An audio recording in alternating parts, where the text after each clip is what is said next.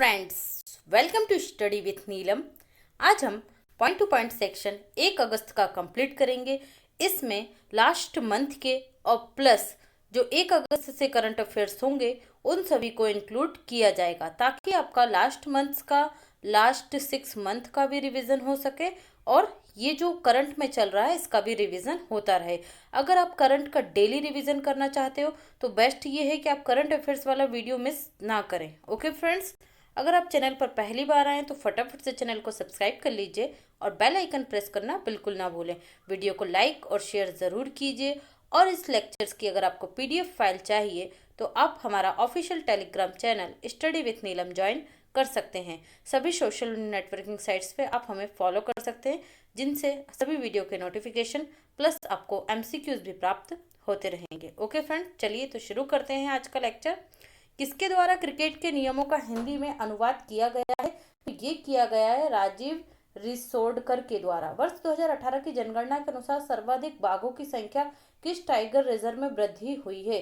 तो ये हुई है जिम कॉर्बेट नेशनल पार्क। इसका पहले नाम था हैली नेशनल पार्क, उत्तराखंड में। ओके, ये देश का पहला नेशनल पार्क था और इसका नाम क्या है? Jim Corbett national park. Next देखते हैं, टेली डेंसिटी रिपोर्ट 2020 कौन जारी करता है? ट्राई के द्वारा जारी की जाती है रिपोर्ट। भारत की पहली टेली डेंसिटी 2020 जनवरी 2020 तक 87.45 थी। 100 प्रत्येक लोगों पर मोबाइल फोनों की संख्या ही क्या कहलाती है? टेली डेंसिटी कहलाती है। और ये टेली डेंसिटी भारत की ओवरऑल कितनी है? 87.45। ओके, ये इतने मोबाइल अवेलेबल हैं प्रत्येक व्यक्ति पर। सर्वाधिक टेलीडेंसी क्रमशः किन राज्यों में रही? दिल्ली, हिमाचल प्रदेश और केरल की। न्यूनतम टेलीडेंसिटी रही बिहार, मध्य प्रदेश और उत्तर प्रदेश की। मतलब यहाँ पर फोनों की संख्या प्रति व्यक्ति के अकॉर्डिंग या जनसंख्या के आधार पर अधिक रही और यहाँ जनसंख्या के आधार पर कम रही है। जनसंख्या अधिक, फोनों की संख्या कम।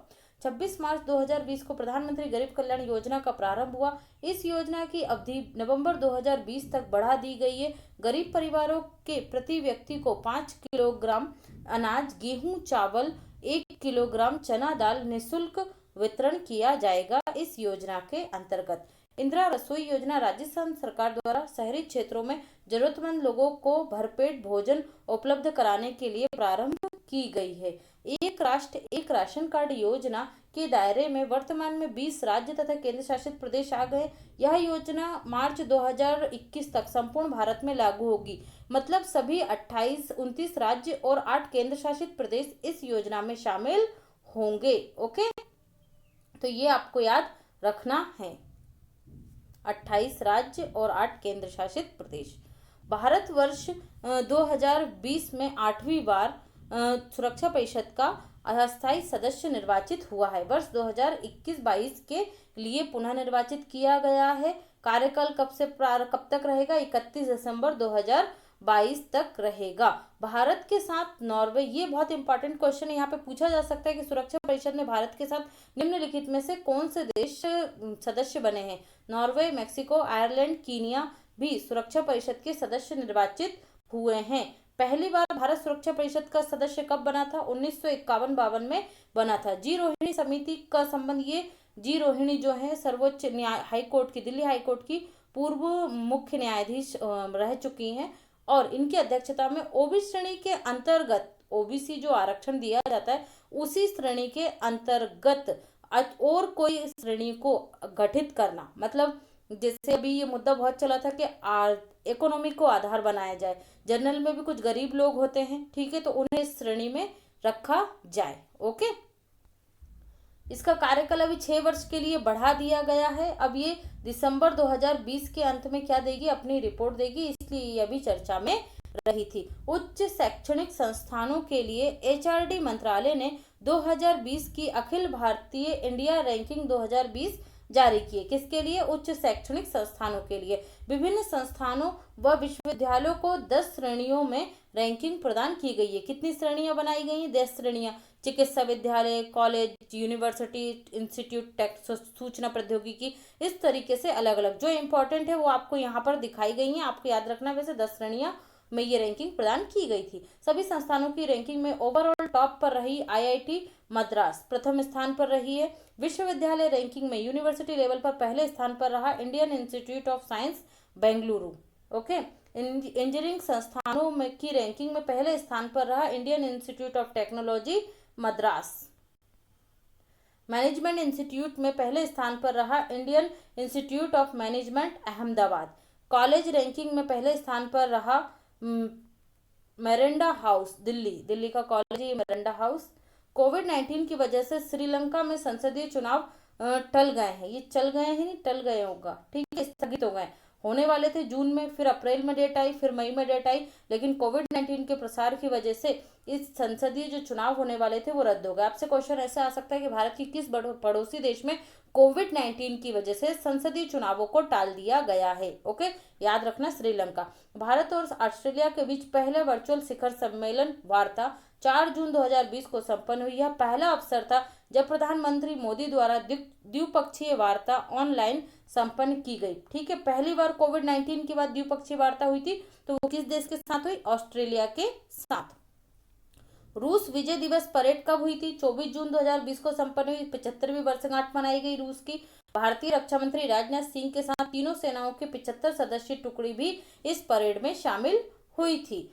FATF financial action task force की टेरर फंडिंग रोकने में विफल रहने के कारण पाकिस्तान को अभी भी किस सूची में रखा गया है? ये अरे लिखा गया है, ग्रे है वो, ठीक है, ग्रे सूची में बरकरार रखा गया। जून 2020 में चीन की अध्यक्षता में यह बैठक संपन्न हुई थी। 2021 में जर्मनी में संपन्न होगी, जब अध्यक्षता कौन करेगा?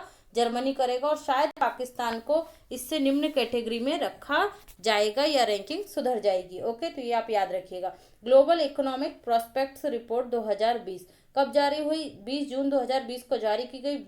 विश्व बैंक द्वारा जारी इस रिपोर्ट में वैश्विक जीडीपी वृद्धि दर कितनी रही? 5.2%।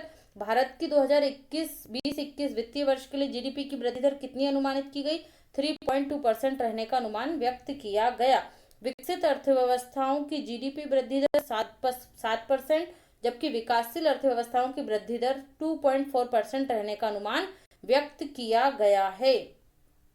वर्ल्ड इकोनॉमिक आउटलुक रिपोर्ट 2020 कब जारी हुई? 20 जून 2020 को जारी हुई। यह रिपोर्ट अंतर्राष्ट्रीय मुद्रा कोष के द्वारा जारी की जाती है, जिसके अनुसार वैश्विक जीडीपी की वृद्धि दर कितनी रहेगी? 4.9%। भारत की जीडीपी वृद्धि दर 4.5% तथा विकसित और विकासशील अर्थव्यवस्थाओं की वृद्धि दर कितने रहने का अनुमान लगाया? विकासशील देशों की रहेगी, विकसित देशों की -8.0% और विकासशील देशों की रहेगी -1.0%। ओके, ये अनुमान व्यक्त किए गए हैं। वर्ल्ड इन्वेस्टमेंट रिपोर्ट 2020 संयुक्त राष्ट्र की अनुषंगी संस्था अंगटाड के द्वारा जारी की जाती है। इसमें प्रत्यक्ष विदेशी निवेश के अंतर प्रभाव को दर्शाया जाता है। कब जारी हुई रिपोर्ट? 16 जून 2020 को जारी की गई थी। इस रिपोर्ट में वर्ष 2018-19 के लिए एफडीआई पिछले वर्ष से 13% अधिक रहा, मतलब थोड़ी सी उसमें वृद्धि हुई, ज्यादा वृद्धि नहीं हुई। ठीक है, सर्वाधिक एफडीआई प्राप्त करने वाले देशों में अमेरिका, चीन, सिंगापुर, नीदरलैंड, आयरलैंड का स्थान रहा। 51 अरब डॉलर एफडीआई प्राप्त करने के साथ 2019 में भारत विश्व में कौन से स्थान पर है? 9वें स्थान पर। आपको भारत की रैंकिंग बहुत अच्छे से याद करनी है। ठीक है, एफडीआई प्राप्त करने वाले देशों में भारत की रैंकिंग कौन सी रही? 9वीं, 12 देशों में। ठीक है, और कितने अरब डॉलर का एफडीआई प्राप्त किया? 51 अरब डॉलर का। 2018 में $1495, जबकि 2019 में $1540 का अंतर प्रभाव रहा, मतलब वृद्धि हुई है लेकिन ज्यादा नहीं हुई है। ओके, विकासशील एशियाई क्षेत्र वाली अर्थव्यवस्थाओं में भारत 5वें स्थान पर रहा है। अगर पूछा जाए विकासशील एशियाई देशों में एफडीआई प्राप्त करने में भारत का स्थान एशिया क्षेत्र के लिए पूछा जा रहा है तो कौन सा रहा? 5वां। क्वेश्चन जब पढ़े तो आप बहुत केयरफुली पढ़े। 2018 में भारत की रैंक कितनी थी? इसमें 12वीं थी, और 2020 में कौन सी रही इसकी भारत की रैंकिंग? तो ये रही है 9वीं। ओके, ओवरऑल 9वीं रही है विश्व स्तर पर, और अगर एशिया क्षेत्र में देखेंगे तो 5वीं रही है। ओके, याद रखिएगा। ग्लोबल पीस इंडेक्स 2020 वर्ष 2007 से सिडनी की संस्था सिडनी की संस्था institute of economics and peace द्वारा ये रिपोर्ट जारी की जाती है। सबसे इंपॉर्टेंट यही होता है कि रिपोर्ट कौन जारी करता है। ओके, टोटल देश कितने रहे इसमें 163। इसमें इस आधार पर ये रिपोर्ट जारी की जाती है किस देश में कितनी अधिक शांति है। ओके, तो टॉप पर रहा आइसलैंड, फिर रहे न्यूजीलैंड, पुर्तगाल, ऑस्ट्रिया, टॉप 4 में ये कंट्रीज रही। भारत का स्थान 163 देशों में 139वां रहा और इसमें अति निम्न शांति वाले देशों में भारत को रैंकिंग दी गई है। ठीक है, भारत के पड़ोसी में भूटान 19वें स्थान पर है, नेपाल 73, श्रीलंका 77, बांग्लादेश 97, चाइना 104, म्यांमार 127, पाकिस्तान 152। तो मतलब हम सिर्फ पाकिस्तान से और अफगानिस्तान से ही अच्छी स्थिति में, बाकी हमारे सारे पड़ोसी अच्छी स्थिति में खड़े हैं। और सबसे लास्ट में है अफगानिस्तान जो 163 देशों में 163वीं रैंकिंग पर है। ओके, तो ये पड़ोसी देशों की रैंकिंग भी आप याद रखें। 2019 में भारत का इस रैंकिंग में कौन सा स्थान था? 141वां स्थान था। कौन सा? 141वां। और अब हम क्या आ गए हैं? 139वीं रैंक में आ गए हैं। ओके, चलिए देखते हैं नेक्स्ट। वर्ल्ड कॉम्पिटिटिवनेस रैंकिंग 2020 वैश्विक प्रतिस्पर्धा सूचकांक। ठीक है, हिंदी में इसको वैश्विक प्रतिस्पर्धा सूचकांक कहेंगे। International institute of development IMD द्वारा जारी की जाती है। कहाँ पर है ये IMD?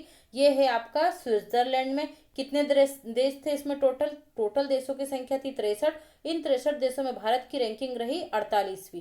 ठीक है, टॉप पर कौन से देश रहे? Singapore, Denmark, Switzerland, Netherland. अंतिम स्थान पर कौन सा देश रहा 63वें स्थान पर? तो ये रहा वेनेजुएला।